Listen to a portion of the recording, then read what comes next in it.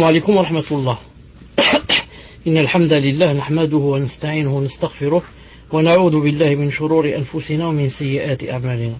من يهده الله فلا مضل له ومن يضلله فلا هادي له وأشهد أن لا إله إلا الله وحده لا شريك له وأشهد أن محمدا صلى الله عليه وسلم عبده ورسوله. Donc حياكم الله عز وجل en cette soirée du mercredi 27 Sha'ban 1435 de l'Hégire, correspondant 25 juin 2014 bi'idhnillahi ta'ala. Cher, je vais poser la première question, Inch'Allah, pour éviter de perdre du temps. Question d'une sœur. Salam alaikum. Nous avons, cher, est-ce que vous m'entendez? Alhamdulillah. Je disais, je pose la première question, la question d'une sœur. Nous avons l'intention, avec mon mari, d'ouvrir une salle de sport, uniquement réservée aux femmes, sans sauna, ni piscine, uniquement machine type vélo, rameur, etc., pour entretenir son corps.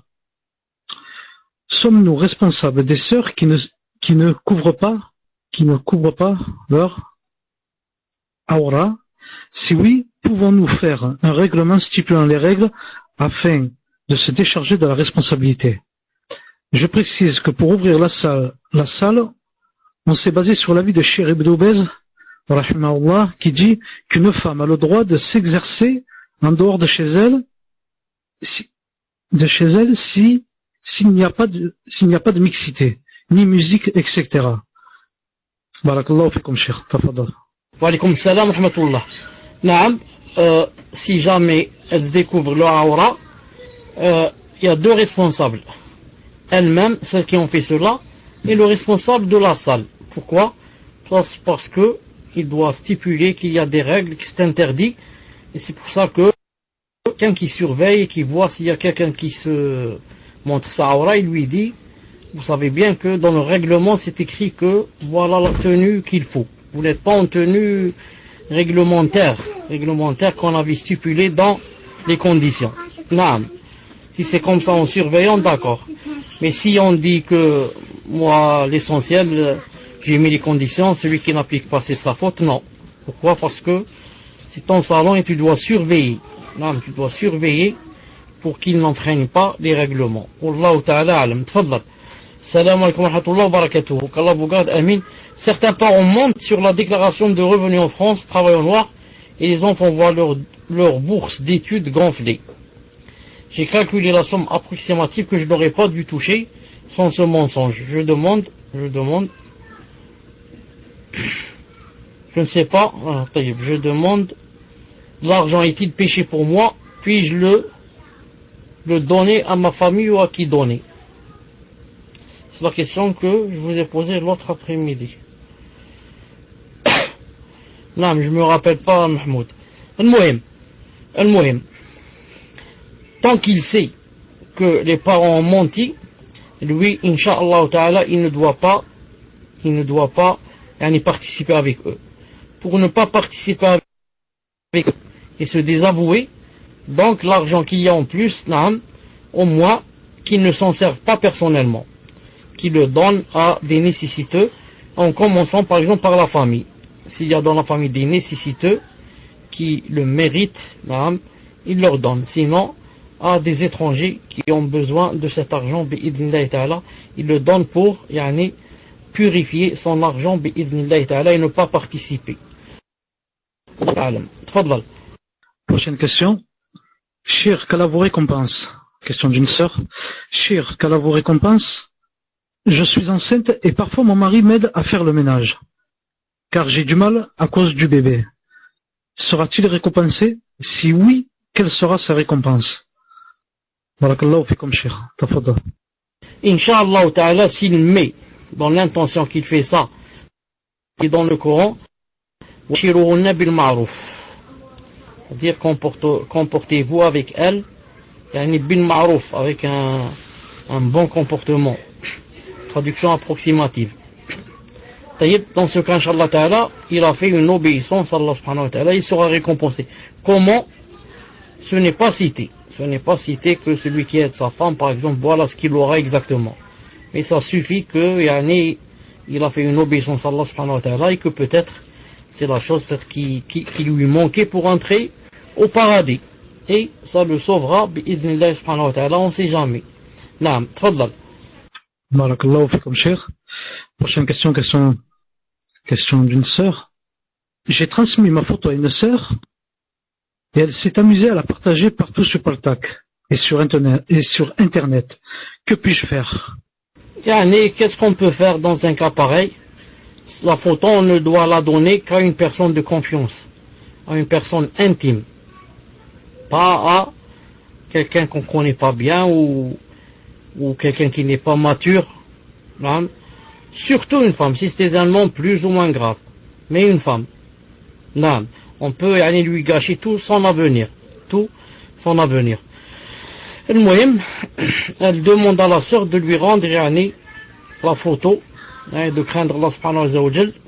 Et quant à elle, elle fait des doigts à Allah subhanahu wa ta'ala pour que l'affaire ne devienne pas grave, pour qu'on ne prenne pas sa photo et qu'on fasse des choses avec sa photo et qu'on dise que c'est elle qui a fait ces trucs. Non, elle fait beaucoup de doigts que Allah subhanahu wa ta'ala la protège. Et nous on demande à Allah subhanahu wa ta'ala de la protéger. Non, tfaddal. Barakallahu fikum, cher. Prochaine question. Question d'une sœur. Cher, je voulais savoir si les 4 rakats avant la prière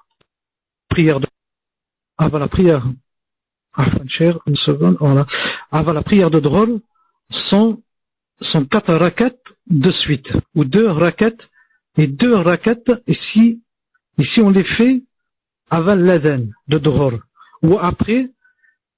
J'espère que la question est claire. Jazakallahu khair. Alhamdulillah, la question est très claire. Les 4 rakats qu'on fait avant Salat al-Dhuhr rentrent dans les rawatib. Les rawatib, il y en a 12 par jour. Parmi les 12, il y en a 4 avant Salat al-Dhuhr. Ces 4 rakats, premièrement, de préférence, on les fait 2 par 2. On fait 2, on dit salam alaikum, et on fait 2, et on dit salam alaikum. Si on fait 4 à la fois, c'est possible. Mais ce n'est pas mieux que de faire 2 à cause du hadith du prophète sallallahu alayhi wa sallam authentique. Salatul layli wa nahar, mathna. Il a dit salatul layl albani authentique nahar. La prière de la nuit et du jour. Il a dit c'est pair, 2. Quant à autre chose, quand est-ce qu'on a le droit pour pouvoir les faire? Il faudrait que l'heure de la salat al-Dhuhr, si ce n'est pas encore l'heure de faire salat al-Dhuhr, on ne peut pas les faire. Donc, ça n'a pas de rapport, ça n'a pas de relation avec le adhan du Dhuhr, mais ça a une relation avec l'heure du Dhuhr. Je vous donne un exemple. En Algérie, l'heure du Dhuhr, c'est par exemple, c'est vers, disons, midi 50, l'heure du Dhuhr. Et salat al-Dhuhr, c'est quand le adhan? C'est 1 heure, c'est-à-dire 13h, 20 minutes. Donc vous voyez la différence. L'heure de la salat, on peut prier le Dhuhr, c'est combien? C'est même pas 13h. Et le adhan, c'est quand est-ce? 13h20. Donc nous on ne regarde pas le adhan, on regarde quand est-ce que c'est. Est-ce que c'est le moment de l'heure de salat al-Dhuhr? Ça se trouve dans les calendriers. Ça s'appelle zawal. C'est quand le soleil quitte le zénith. Ça s'appelle zawal. Donc, pour faire les 4 rak'at, il faudrait que le zawal ait eu lieu. Et que c'est le moment de faire salat al-Dhuhr. Quand il a appelé à la salat, il n'a pas appelé, ça n'a rien à voir, bi'idnillahi ta'ala. Tfaddal. Prochaine question. Question d'une sœur. Une sœur qui cherche un cours d'arabe n'a trouvé qu'un cours où il y a de la mixité. Peut-elle assister au cours avec le sitar? Bien sûr, le prof est un homme et elle ne trouve pas d'autre cours. Barakallahu fikum, cher. Celle qui a posé cette question n'a pas expliqué si c'est en direct ou bien c'est virtuel. Si elle assiste dans une classe où c'est mixte, ou bien dans un salon comme nous on assiste et c'est virtuel. Vous pouvez aller ce genre de forum pour apprendre en payant un peu d'argent. Et cet argent n'est pas parti dans le vent. Il est parti fi sabilillah. Car pourquoi j'apprends l'arabe? J'apprends l'arabe pour apprendre le din. L'arabe pour l'arabe, qu'est-ce que ça peut me faire? Mais moi je veux l'arabe pour apprendre ma religion et adorer Allah subhanahu wa ta'ala. Donc si la personne fait des efforts de sœurs qui donnent des cours d'arabe sur internet, bi'idhnillahi ta'ala. Wallahu a'lam, tfaddal. Et même des sœurs comme ça, il y en a qui donnent pas sur internet, en direct. Si elle fait des efforts, elle peut trouver des cours chez des sœurs. Wallahu a'lam. بسم الله الرحمن الرحيم الحمد لله رب العالمين والصلاة والسلام على نبينا محمد وعلى آله وصحبه أجمعين أما بعد السلام عليكم ورحمة الله وبركاته. Donc question suivante, chère, question d'une sœur qui dit c'est au sujet du rattrapage du jeûne. Pour le Ramadan 2012, donc 2012 chère, hein, pas 2013, 2012, suite à ma grossesse, je devais 20 jours d'expiation que j'ai fait en nourriture. Unique après le Ramadan 2013. Donc l'expiation a été faite après le Ramadan de 2013. Après le Ramadan 2013.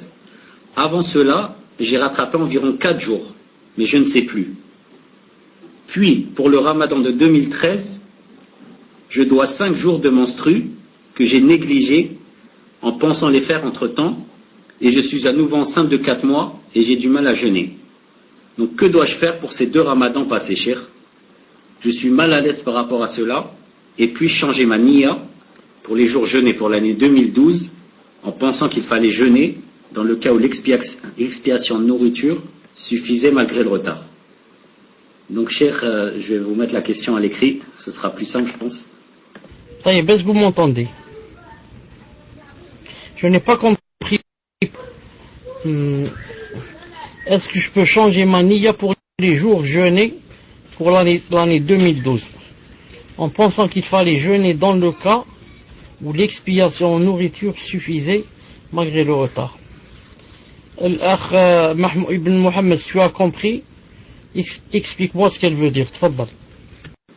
Ce que j'ai compris, Cheikh Wallahu A'lam, c'est que elle a commencé à jeûner le Ramadan de 2012 alors qu'elle était enceinte.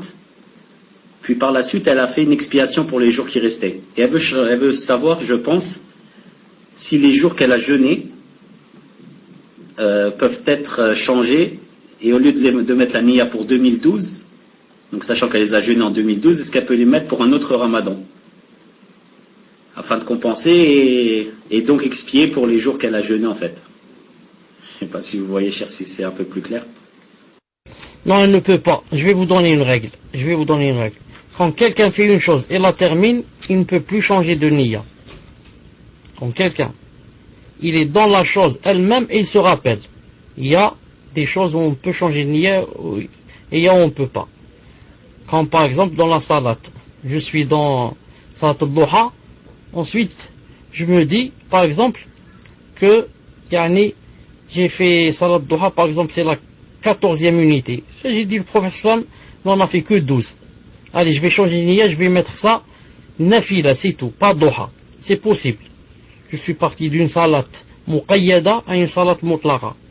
J'ai changé de niya d'une salat particulière duha à une salat générale nafila, c'est permis.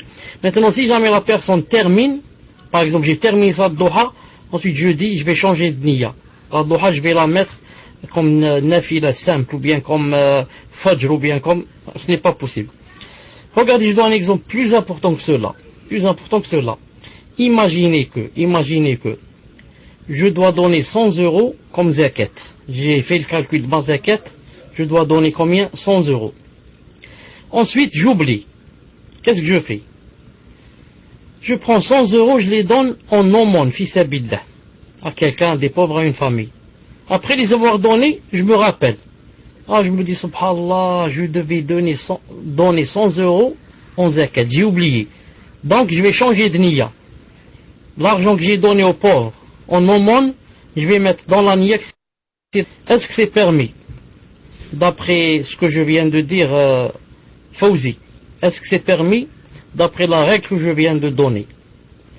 J'attends ta réponse.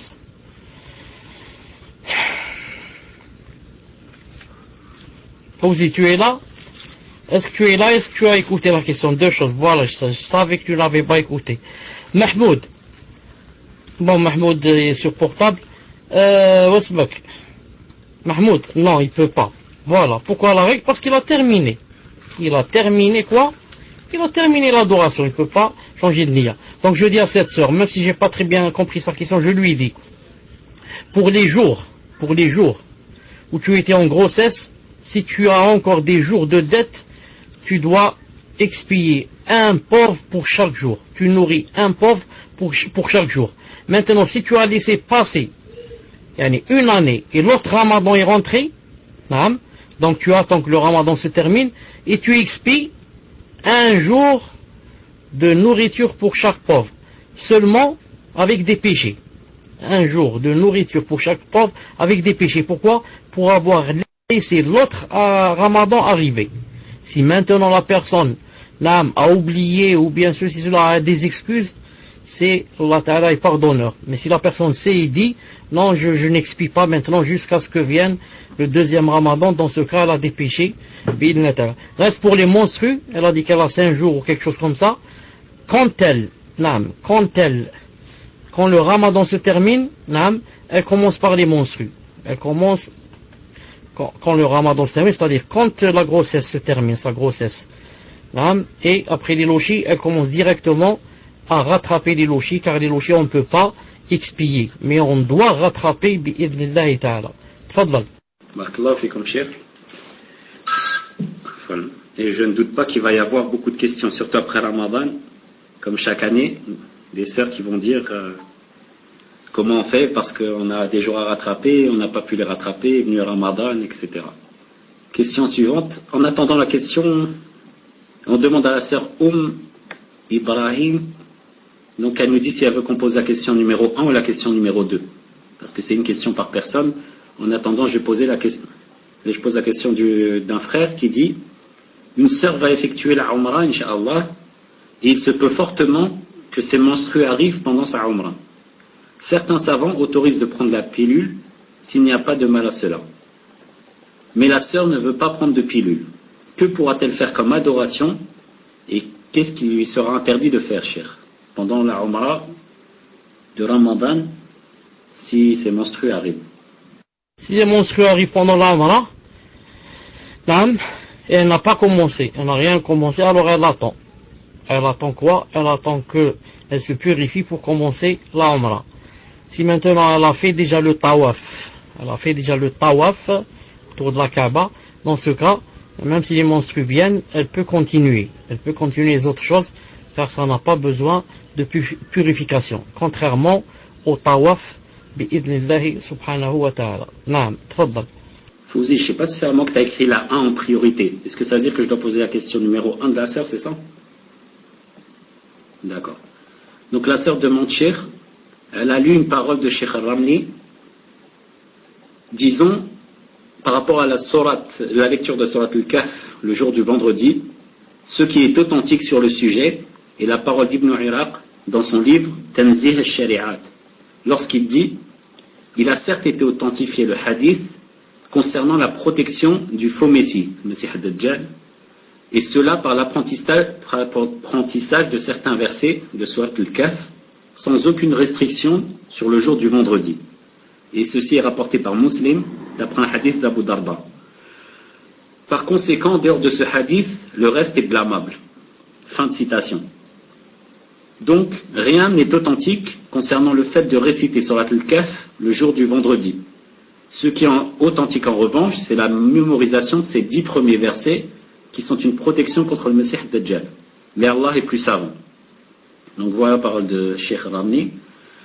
Et la sœur dit: pouvez-vous m'expliquer cette fatwa, car je n'ai pas comprise, car cela voudrait dire qu'il n'y a pas d'origine dans le fait de lire systématiquement Surat al-Kahf le jour du vendredi, Cheikh. Comment réagir face à cette fatwa? Est-ce qu'il y a une divergence entre les savants?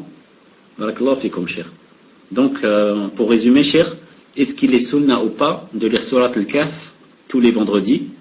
Est-ce que cela est authentique ou est-ce qu'il y a une divergence entre les savants? Naam, quand la personne a dit que donc est-ce que cela veut dire que ça n'a pas d'origine? Ce n'est pas comme ça. C'est-à-dire, est-ce que cela veut dire que par exemple le hadith est faible? Car ceux qui ont dit que on ne lit pas Surat al-Kahf le vendredi, le hadith qui ont rapport avec le Salat al-Jumu'ah, c'est-à-dire qui de sorte al-Kaf, et on dit le hadith est faible, donc je ne lis rien, je ne lis pas sorte al-Kaf yawm al-Jumu'ah. Et ceux qui ont dit que de lire sorte al-Kaf le vendredi, ils ont dit car le hadith est authentique. Et ceux qui ont dit ça, c'est par exemple l'avis de Cheikh Al-Albani. Et moi je respecte ce qu'a dit Cheikh Ramli, mais je penche vers ce qu'a dit Cheikh Al-Albani rahimahullah ta'ala, car comme disent les savants, ils disent si deux savants là, divergent en une chose, on voit la divergence, la divergence sur laquelle ils viennent de diverger, et c'est la spécialité de qui des deux savants. Comme ça disent les savants. Deux savants divergent sur une chose, je vois. Une question de fiqh, qui est plus savant entre ces deux savants dans le fiqh. Question de hadith, qui est plus savant dans le hadith, et comme ça. Pour moi, je prends de l'avis de Cheikh Al-Albani rahimahullah en limitant. Même, je n'ai pas étudié les chaînes de transmission. Peut-être que Cheikh Ramli hafidallah, c'est lui qui a raison. Mais moi, pour l'instant, j'imite toujours l'Albani jusqu'à ce que, Inch'Allah Ta'ala, j'étudie la chaîne de transmission pour savoir si vraiment le hadith est faible. Tfadlal. Barakallahu fikum, Cheikh. Question suivante d'une sœur qui dit concernant la question de la sœur sur les cours dans une salle mixte. Pouvez-vous demander à Cheikh qu'en est-il lorsqu'il s'agit d'un frère qui donne un cours à un groupe de sœurs avec un rideau, ou plutôt derrière un rideau? Barakallahu fikum, Cheikh. Non, il n'y a pas de problème. Si c'est derrière un rideau, ou alors lui par exemple en bas, et eux dans le premier étage, ils l'entendent avec le micro, non, il n'y a pas de problème, Inch'Allah Ta'ala, ce n'est plus mixité, et ils ne sont plus ensemble. Le rideau fait de sorte que ils se sont divisés. Il y a une partie qui est dans une sorte de pièce en deçà du rideau, et l'autre partie qui est dans une autre pièce au-delà du rideau. Non, Inch'Allah Ta'ala, il n'y a pas de problème. Tfaddal. Barakallahu fikum, Cheikh. Question suivante d'une sœur qui dit Cheikh, j'aimerais que vous m'expliquiez la fatwa de Cheikh Firkous hafidahullah, car j'ai quelques ambiguïtés sur le khol et le hanna pour la femme. A-t-elle le droit de sortir avec le khol aux yeux et le henné aux mains? Car c'est ce que j'ai compris, et donc je vous envoie la fatwa, Cheikh, en whisper. La fatwa de Cheikh Firkous, mais là, vous la connaissez peut-être déjà, Cheikh. La fatwa de Cheikh Firkous, je l'ai oublié. Je sais que Cheikh Ben Wathibin dit que ce n'est pas permis de sortir avec le henné dans la main. Et il a dit que ça rentre dans la zina. La zina, c'est-à-dire la parure qu'il faut cacher. Pour le khul, je ne me rappelle pas. Quant à ce qu'a dit Cheikh Firkous, j'ai oublié. Je pense qu'il a dit que c'était possible, mais j'ai oublié. Mais il faudrait que je relise bi'idnillahi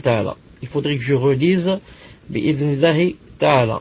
Donc je prends note je vais voir dans le site Inch'Allah Ta'ala, et je vous réponds Inch'Allah Ta'ala, je réponds à cette sœur quand ce sera la première série de questions-réponses dans la deuxième semaine du Ramadan Inch'Allah Ta'ala. Tfaddal. Barakallahu fikum, Cheikh. Question suivante d'un frère qui dit la prière du vendredi faite avant l'heure de Salat al-Dahr est-elle valide? Je précise que dans la mosquée de mon quartier, qui n'est pas une mosquée salafi, le Jumu'ah commence à 13h pour finir vers 13h40, sachant qu'il fait la khutbah en arabe, en français et Salat al-Jumu'ah. Alors que Salat al-Dahr est prévu pour environ 14h10. Donc la personne commence Jumu'ah à 13h et finit à 13h40, alors que Salat al-Dahr est prévu à 14h10.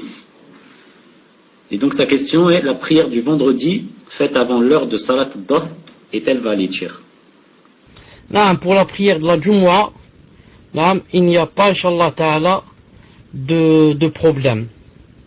Parce que, même au temps du prophète Islam, on la faisait tôt. Et c'est possible de la faire tôt.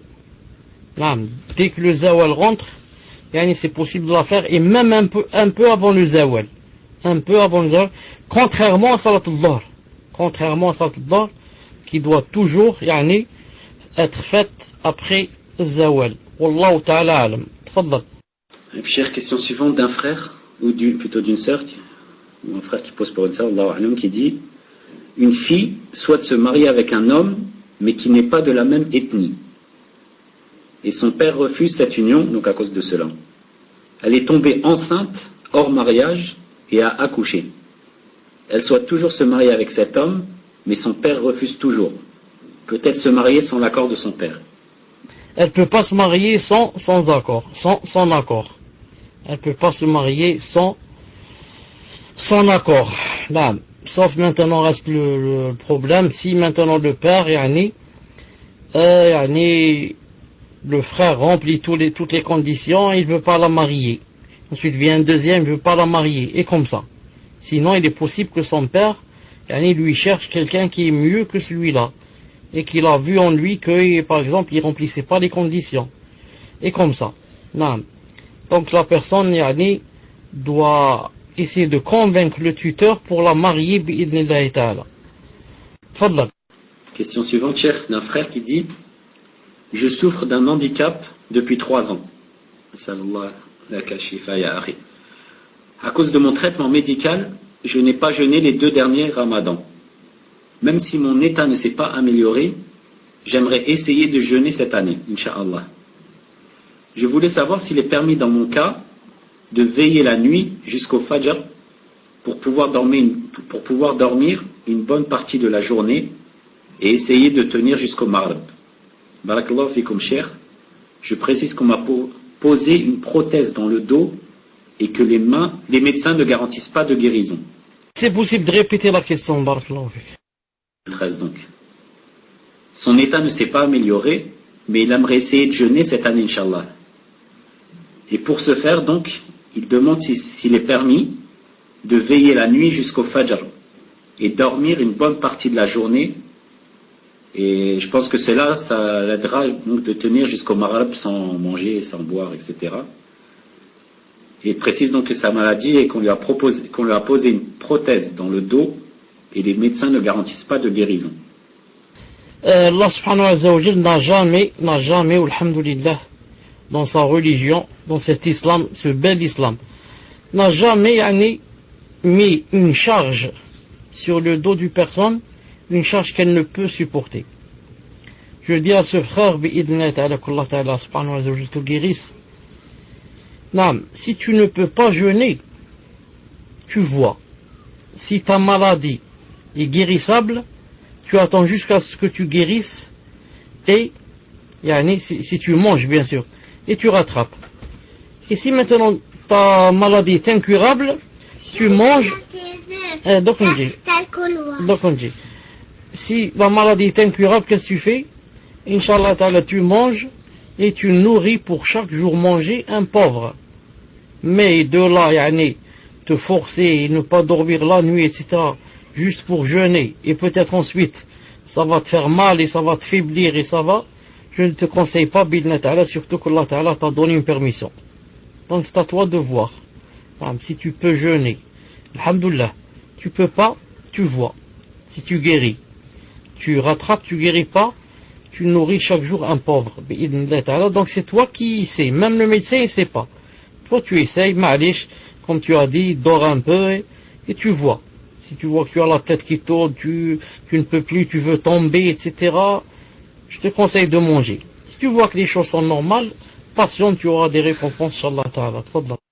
Barakallahu fikum, cher. qu'Allah facilite donc à ce frère qui cherche tous les moyens pour faire le jeûne, quand nous cherchons tous les moyens d'avoir une excuse de ne pas jeûner ou autre. Voilà, il faudrait profiter de la ni'ma, de la santé. Subhanallah. Question suivante d'un frère qui dit: je voudrais savoir quel est l'avis des savants concernant la vision de la Lune en France.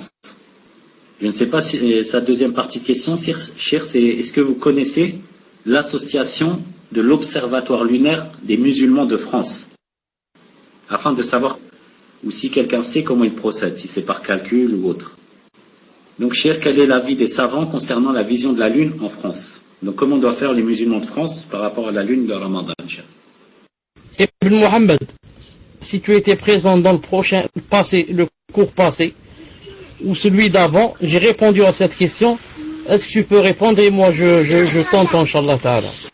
Si je ne me trompe pas, cher, je suis arrivé juste à la fin de cette question. C'est à ce moment-là que je suis arrivé, juste à la fin. Donc je ne sais pas si les frères présents peuvent répondre à ma place. Car je ne sais pas ce que vous avez répondu, cher. Brièvement, j'ai dit que si s'ils se basent sur les calculs, il ne faut pas jeûner avec eux. S'ils se basent sur la lune, jeûner avec eux. Donc c'est à vous de demander là-bas, ils se basent sur quoi? Si maintenant ils se basent sur la lune, d'accord. S'ils se basent sur les calculs astronomiques, alors il faut jeûner avec, par exemple, l'Arabie Saoudite. Voilà, Inch'Allah Ta'ala. Tfadlal. Barakallahu fikum, cher. Question suivante.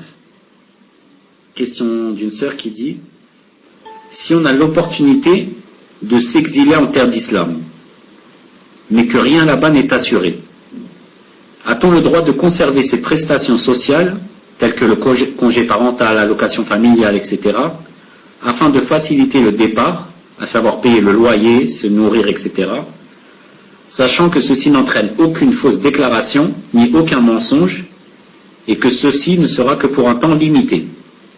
Barakallahu fikum, cher. Vous regardez avec les lois du pays où vous êtes. Si vous êtes en France, par exemple, vous regardez ce que dit la loi française. Si elle dit que vous restez, par exemple, 3 mois, 6 mois, 8 mois, 1 année, et profitez des prestations, alors prenez les prestations. Mais si la loi interdit et dit que si jamais quelqu'un dépasse, par exemple, là-bas 1 mois ou 2 mois, il n'a plus le droit de prendre. Dans ce cas, s'il prend, ça veut dire que c'est du vol. Naam. Fadlal. Les réponses aux questions dans les contrats qu'ils passent avec les sociétés et autres. Question suivante d'un frère qui dit: je voudrais savoir si la prière de Tarawih à la mosquée est plus récompensée que la prière de Tarawih à la maison avec ma femme. Donc si je peux prier à la maison avec ma femme, m'est-il possible de diriger la prière avec un mushaf, car je ne connais pas beaucoup de sourates. Donc que lui conseillez-vous, cher? De prier à la mosquée Tarawih avec les musulmans, le jama'a, ou de prier avec sa femme en suivant à travers le livre? Je lui conseille de prier à la mosquée avec le jama'a, comme l'a fait le prophète sallallahu alayhi wa sallam 3 ou 4 nuits avec les sahaba, et comme l'ont fait les sahaba après le prophète sallallahu alayhi wa sallam de siècle en siècle jusqu'à de nos jours. Si jamais maintenant il prie quelques nuits, par exemple avec sa femme, ce n'est pas interdit. Et dans ce cas, ça lui est permis aussi de prendre le Coran entre les mains et de le poser quand il s'incline et quand il se prosterne, d'après le hadith de Aïcha radiyallahu ta'ala anha, qu'elle avait quelqu'un qui l'a guidé, qui s'appelle Dhukwan. Et le hadith se trouve dans le Bukhari. Et comme quoi il avait un mushaf entre ses mains. Un mushaf, il l'a guidé avec un mushaf. Non, mais ce hadith a été cité dans le Bukhari ta'liqan. Non. Fadlat. Question suivante d'une sœur qui dit: cher, je suis une sœur et j'aurais une question concernant Tarawih. J'habite juste en face d'un masjid, alhamdulillah, Allahumma barik, et je voulais savoir s'il m'est possible d'accomplir Salat Tarawih sur mon stah, donc sur ma terrasse, sachant qu'il y a des baffes, donc j'entends la récitation bi'idnillah, et la plupart du temps je serai seul, donc je ne serai pas en rang, et je suis également enceinte. Masha'Allah, nas'Allah ta'ala, duriya salihah li jami' al-muslimin. Naam, ce n'est pas permis. Ce n'est pas permis d'être guidé par quelqu'un si on n'est pas dans le même endroit que lui. C'est-à-dire si il y a, par exemple, des rues ou des routes qui nous séparent, de façon à ce que des voitures passent, des bus, des gens qui marchent. Ces choses-là annulent quoi? Annulent la continuité. Il faudrait qu'il y ait continuité entre nous et l'imam. Mais maintenant, s'il y a des rues et les gens qui passent et les voitures, etc., on ne peut plus l'imam ne peut plus nous guider, il n'y a pas de suivi, de continuité entre lui et nous. Naam. Tfadlal. Question suivante d'une sœur qui dit: je voudrais prendre conseil auprès de vous concernant mon frère. Nous sommes convertis depuis quelques années et avant il avait un bon comportement et faisait au moins ses obligations religieuses et même un peu plus. Mais depuis quelque temps il traîne avec de mauvaises fréquentations et adopte un mauvais comportement à tous les niveaux. Par exemple, il ne prend pas ses responsabilités envers sa femme et ne travaille pas afin de subvenir à ses besoins. De plus, il ment souvent, il n'est jamais à la maison, mais passe presque tout son temps dehors, il s'énerve très vite lorsqu'on lui fait des remarques, il arrête de temps en temps la prière, mais pas tout le temps. Et donc je voudrais vous demander conseil pour pouvoir l'exhorter discrètement, sans qu'il s'en rende compte, car je crains qu'il ne le prenne mal et que ça n'empire la situation. Ça ne fasse empirer la situation. Comment doit réagir sa femme vis-à-vis de son comportement également, cher? Et Naam, elle doit patienter un peu et essayer de voir si les choses s'améliorent. Si elle voit que les choses s'améliorent, alhamdoulilah, et Allah Ta'ala, Azza wa Jal, la science. Si maintenant elle voit que les choses empirent, et ça va de grave en grave, elle fait comme a dit Allah dans le Coran, c'est-à-dire elle fait venir, elle charge quelqu'un de sa famille et elle demande à quelqu'un de sa famille à lui de se rencontrer pour voir ce qui se passe, voilà le problème, et les autres décident. Si ce sont des musulmans, bien sûr, ils décident donc comment faire et est-ce qu'ils doivent les laisser continuer ou les séparer ou les. Non. Si maintenant les parents du reconverti ne sont pas musulmans par exemple, ou bien ses parents à elle, dans ce cas c'est elle qui prend la décision en voyant quel est le mieux pour sa religion d'abord à elle. Est-ce que le mieux c'est de rester avec cet homme ou alors elle est en train de régresser avec lui, surtout si comme elle a dit tout à l'heure qu'il délaisse la prière de temps en temps. Celui qui peut délaisser la prière une journée, il n'y a pas de différence, il peut la délaisser 3 mois et une année. Et celui qui délaisse une seule prière, je dis une seule, pas une journée, celui qui peut délaisser une seule prière sans excuse, celui-là c'est quelqu'un de grave. Certains ont dit, des salaf, on dit il est devenu kafir. Certains des salaf ont dit que celui qui délaisse une seule prière est devenu, comment? Est devenu mécréant.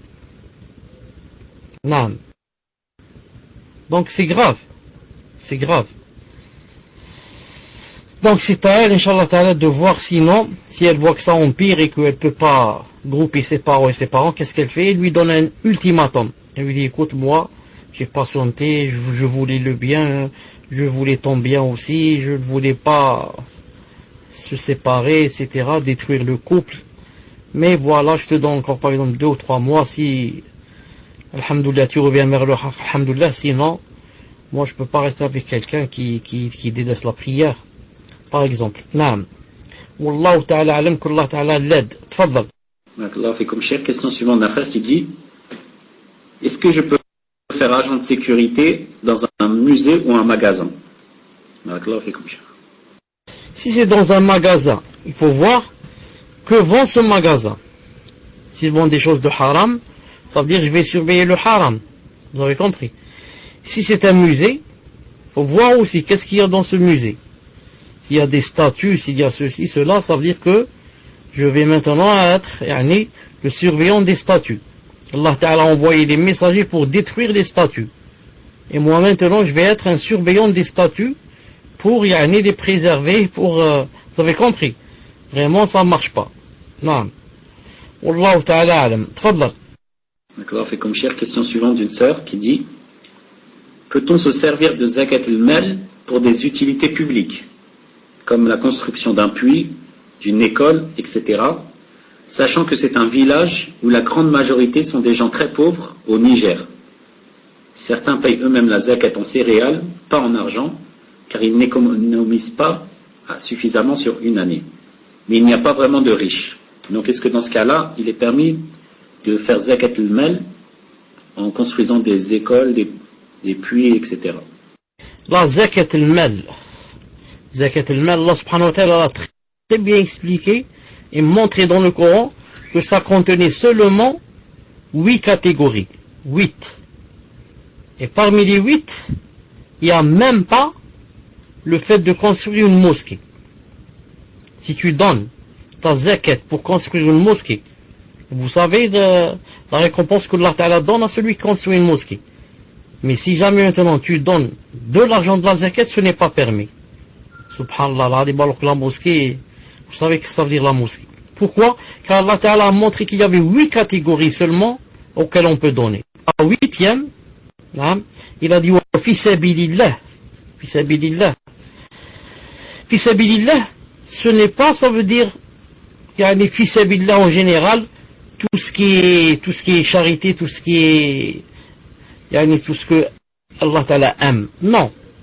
Sinon, on fait rentrer la mosquée. La mosquée, c'est aussi fi sabilillah. Le puits, c'est fi sabilillah. Non. Les savants dit fi sabilillah, ça veut dire pour le djihad, par exemple, ou pour le hajj. Quelqu'un qui n'a pas pour aller au hajj, je lui paye le hajj. Quelqu'un qui veut aller au djihad, je lui achète les armes, par exemple, et ce qu'il faut. Si le djihad, c'est le vrai djihad, pas le djihad des khawarij, le vrai djihad. Vous avez compris, j'aide avec mon argent. Ça peut rentrer dans la zakat.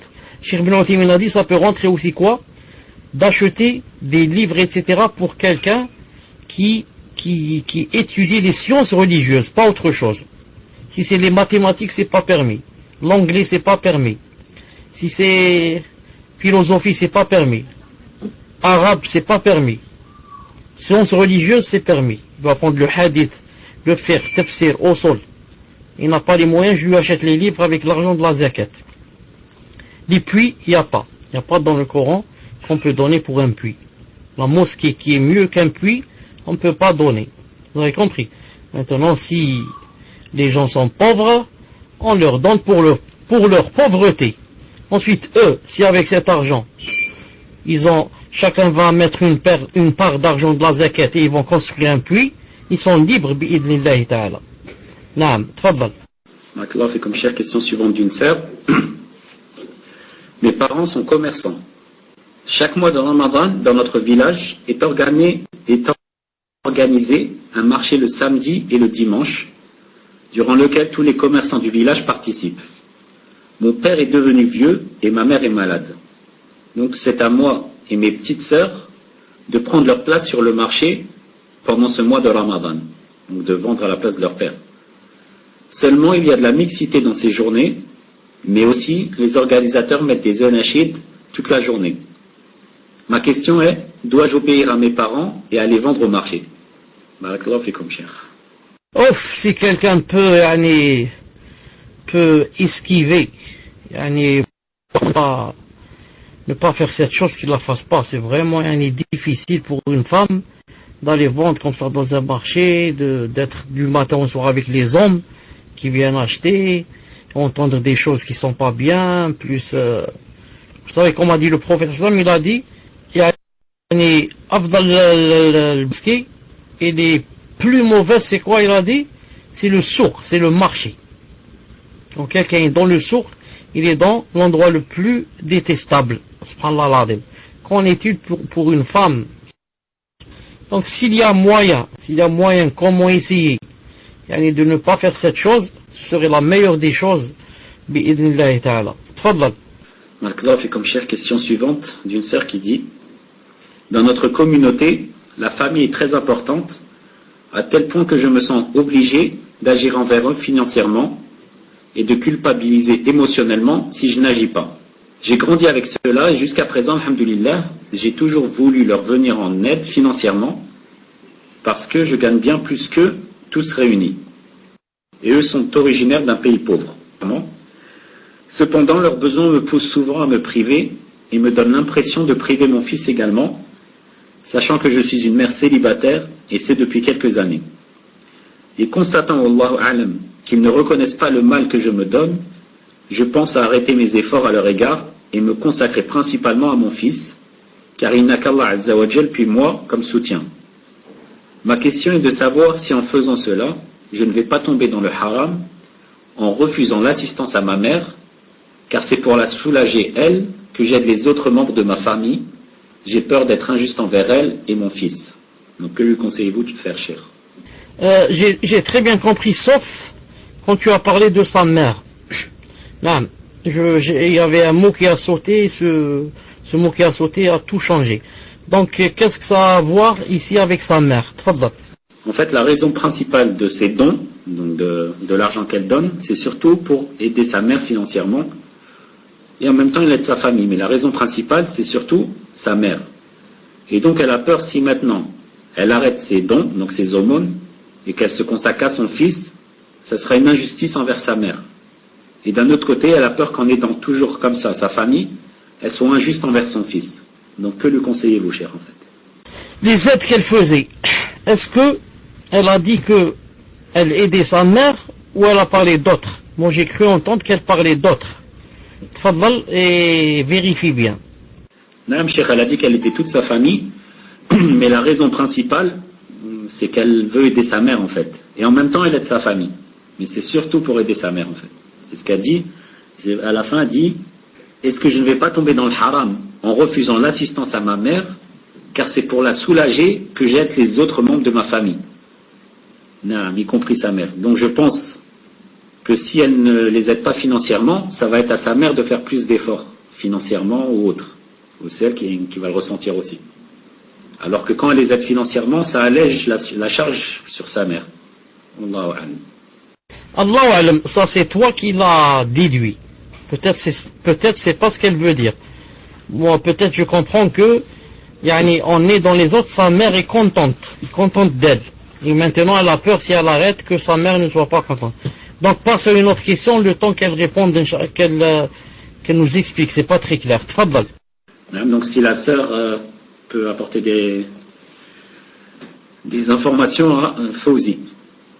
Barakallahu fikum. Et question suivante d'un frère qui dit, une sœur demande quelle relation peut-elle entretenir avec ses demi-sœurs qui sont des adultérins chrétiennes, qui ont pris contact avec moi de leur gré, sachant que je ne connaissais même pas leur existence, et mon père ne m'en a jamais parlé. Non, mon père m'en a jamais parlé, et ma mère ne connaissait pas non plus leur existence. Elles veulent apprendre à me connaître, donc quel comportement avoir avec elles? Peut-il y avoir un lien ou dois-je les ignorer? Barakallahu fikum, cher. Essaye d'abord, si elles veulent te connaître, donne-leur l'occasion de te connaître. Ensuite, à travers cette connaissance, tu leur montres que tu es une musulmane et que, Inch'Allah Ta'ala, tu leur fais, Allah Ta'ala t'a donné une occasion de leur faire la da'wa. On ne sait jamais que ce sera une cause. Non, personne ne sait ce qui va se passer d'ici demain. C'est pour cela que, dans leur voilà, je suis une musulmane, j'applique l'islam, voilà ce que dit l'islam, etc. Si tu vois que elles sont contre et qu'elles n'aiment pas écouter et qu'elles te disent ouf, on n'a pas besoin de ça ou de là, à partir de ce jour-là, ignore-les et ne cherche plus après elles. Et si tu vois que elle t'écoute du moins, si elle n'accepte pas du moins, elle t'écoute, te laisse parler, essaye de comprendre, mais allez, tu patientes avec elle, c'est-à-dire sans parler avec elle dans les choses qui sont haram, ou bien d'aller avec elle vers les lieux. Non. Donc il faut les tester et voir qu'est-ce qu'elles veulent exactement, et est-ce qu'il y a des possibilités, Inch'Allah Ta'ala, de leur tfadal. De la sœur de tout à l'heure, est-ce qu'elle a donné des confirmations? Sinon je réponds comme j'ai compris, car c'est l'adhan ici. Tfadal. Madame Cheikh, elle a répondu, en fait, apparemment on avait tous les deux raison. Donc quand elle le fait, ça allège les responsabilités sur sa mère, alhamdoulilah, et ça lui fait plaisir. Alhamdoulilah. Donc si elle voit que ça fait plaisir à sa mère, elle ne devrait pas hésiter, Inch'Allah Ta'ala, à faire cette chose, car elle attire envers elle le ravissement de sa mère, et ça va lui aider à lui ouvrir beaucoup de portes, bi'idhnillah Ta'ala, et à refouler d'elle beaucoup de malheurs et de difficultés, bi'idhnillah Ta'ala. Sauf que si elle voit que ce qu'elle donne, par exemple, est beaucoup par rapport à elle, et qu'elle-même, elle en a besoin de cet argent pour d'autres projets ou autre chose, dans ce cas, elle doit convaincre sa mère et lui dire que voilà, tu sais que par exemple telle famille je l'ai aidé, etc. Avec en donnant par exemple 100 € par mois, c'est un exemple. Et maintenant tu sais ma mère que j'ai besoin de ceci et cela. Maintenant je ne vais leur donner que 40 ou 50. J'espère que Inch'Allah tu comprendras. Quant à toi ma mère, si tu as besoin pour toi spécialement, n'hésite pas Inch'Allah ta'ala, autant que tu voudras. Voilà la réponse d'aujourd'hui, les cours d'aujourd'hui, c'est le Adhan. On va se rencontrer Inch'Allah ta'ala dans la deuxième semaine du Ramadan après le Tarawih comme chaque année. Je demande à Allah ta'ala qui nous aide pour faire le Siyam et le Qiyam et pour qu'il nous facilite la rencontre dans la deuxième semaine du Ramadan. سبحانك اللهم وبحمدك أشهد أن لا إله إلا أنت أستغفرك وأتوب إليك السلام عليكم ورحمة الله وبركاته. Surtout que pendant le Ramadan, quand on fait, il n'y a pas beaucoup de monde, comme vous savez, dans le salon. La plupart, il y en a qui dorment, il y en a qui ne viennent pas, il y en a qui sont dans la prière, etc. Donc vous pourrez, Inch'Allah ta'ala, si on n'est pas nombreux, poser tous vos questions, bi'idhnillahi ta'ala. Assalamu alaikum wa rahmatullahi wa barakatuh.